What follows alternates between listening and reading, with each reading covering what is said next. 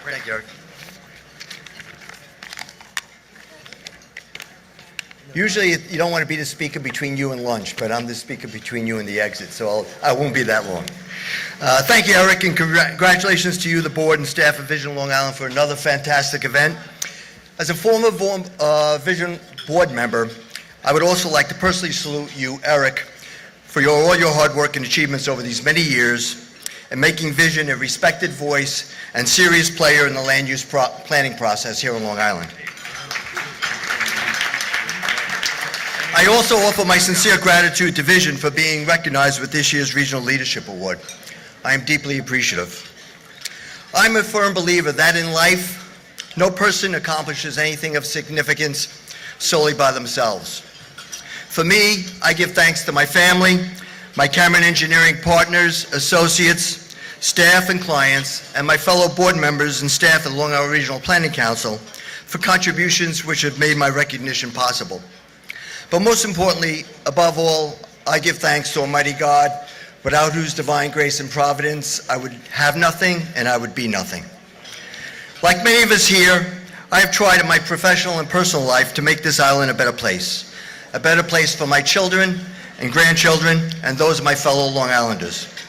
As someone who has thoroughly enjoyed what is most touted as the best of what Long Island has to offer, from its schools to beaches and bays, parks and open space, to ready access to the cultural and financial capital of the world, I have thoroughly availed myself of all these gifts.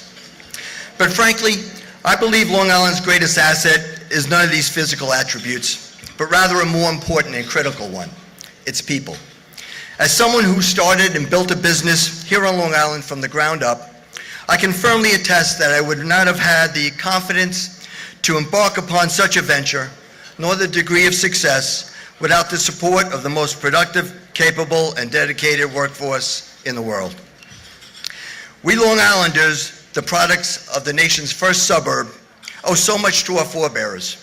We have derived much of our ancestral roots from the immigrant families who settled in New York City and moved to the country for a better quality of life for their families. Our parents, and for many grandparents, focused on what they knew to be critical for their children to be able to attain the American dream: a quality education. In addition to a vaunted education system, they built an infrastructure network of roads, rail, and energy grid, waste management and communication systems, hospitals, churches and synagogues, police and fire departments, public parks, and natural beaches. They understood what was necessary to build a viable, vibrant, and sustainable society, and made the personal sacrifices necessary to make it all happen. We, as the successors to America's greatest generation, have a collective responsibility as custodial stewards to this island entrusted to us, to ensure that the physical, social, and financial investment made by those that came before us does not end as an unsustainable model that successor generations fail to uphold. While this celebration today of achievements made on Long Island's journey toward a sustainable future is a testament that progress is being made, it is an indisputable fact that we still have much more work to do. Municipal governments, including school and other districts, today face enormous financial challenges burdened by legacy costs of prior administrations' overly generous labor contracts, which resulted in skyrocketed salary, pension, and health care costs.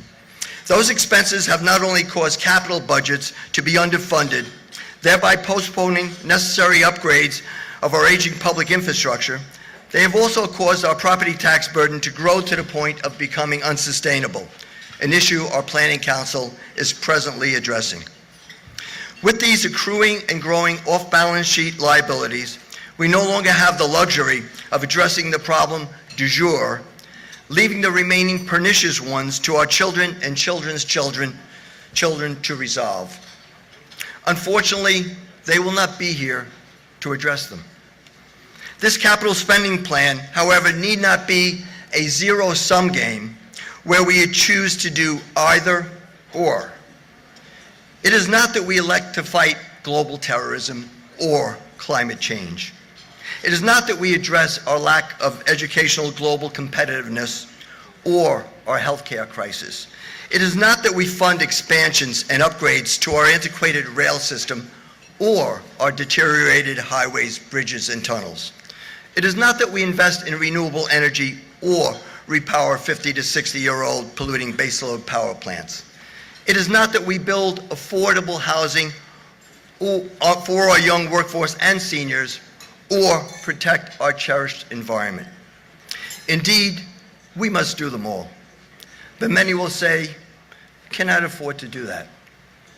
To the contrary, I posit that we cannot afford not to do that. The solution lies in the nexus of smart land use and financial planning, where the public and private sectors work together collaboratively as joint partners, sharing a common goal of growing our local economy so that the tax base from which we derive our municipal revenue expands. Fortuitously, government has the power of zoning control and a regulatory approval process, and the private sector has the funding capital and a streamlined efficiency that a public entity cannot incorporate into its bureaucracy.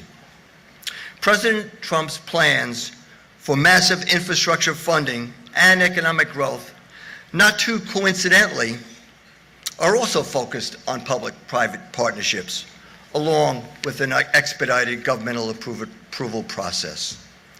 It is essential that this growth be done smartly, partly with the assistance of civic leaders such as Vision Long Island, to ensure that our environment and the quality of life that makes Long Island special to all of us is preserved and protected for years to come. Frankly, we do not have time on our side. Our population on the island is not growing. We need to not only think creatively, but also to act decisively and with a sense of urgency. No one ever said that this job was going to be easy. Nothing worthwhile ever is. It will take the knowledge, experience, determination, and fortitude of all of us if we are to succeed. Future generations of Long Islanders are depending upon our success. Let's not let them down. Thank you, and God bless you all.